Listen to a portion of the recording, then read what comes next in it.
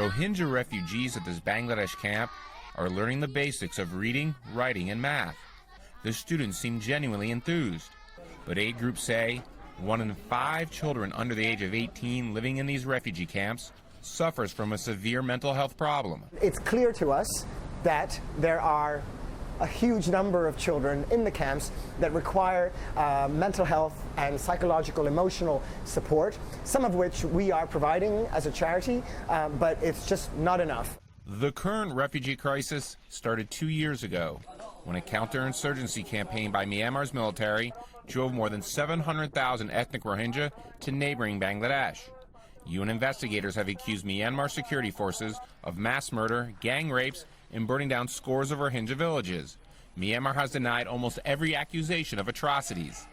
Aid groups say the children's mental health problems stem from the violence they've witnessed or experienced, as well as other reasons. So they could be things like victims of child marriage, victims of sexual abuse or violence, children that might have been abused within the home. There could be drug abuse, either by the child themselves or drug abuse within the home.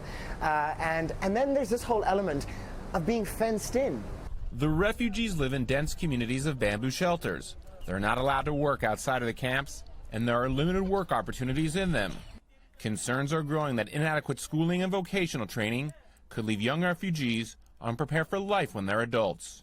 And these are the children that really will help lift the Rohingya community out of poverty, but they can't if they're not given access to the right kinds of education. There are almost 500,000 refugees under the age of 18 in the camps. Aid groups say despair is spreading. We're dealing with a protracted crisis where children are losing hope.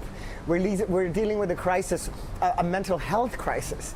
A crisis with the lives of so many at stake. For VOA News, Grunebaum, Yangon, Myanmar.